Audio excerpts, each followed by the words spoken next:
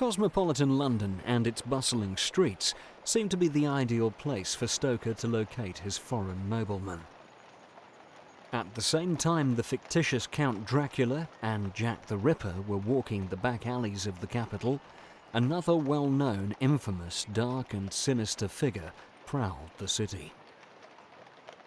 Spring-heeled Jack was a figure of rumour and legend, known for most of the time of the Victorian period, started in the 1830s and continued to the end of the century, sometimes taken seriously, sometimes just as a sort of bogey figure.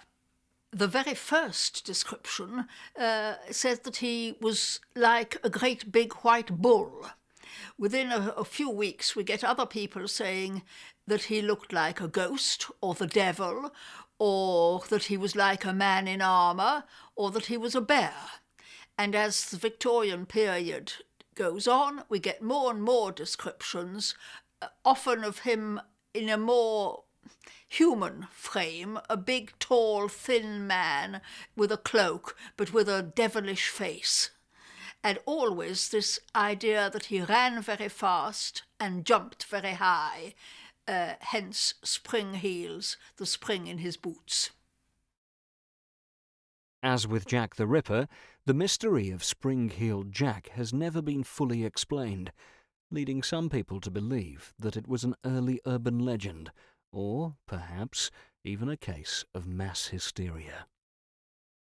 Whatever the truth behind the story, there's no denying that Spring-heeled Jack was an extremely well-known character in Victorian London, and it is unthinkable that Stoker was unaware of him, especially when one considers the remarkable similarities with the figure of the Count.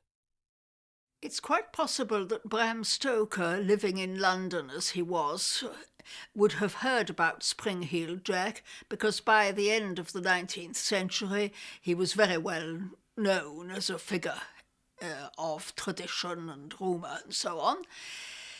And I suppose one could argue that there are similarities between the figure of Spring-heeled Jack and that of Dracula. The way he is represented in the comics, particularly as a tall, thin, demonic-looking figure with a scary face, always with a cloak. The way that the comics represent him as an aristocrat, and so indeed does rumour.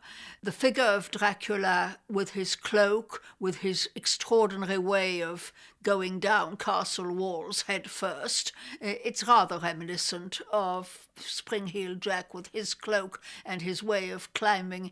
There are reports of Spring-heeled Jack being seen leaping onto bridges or climbing up church spires. There is a similarity.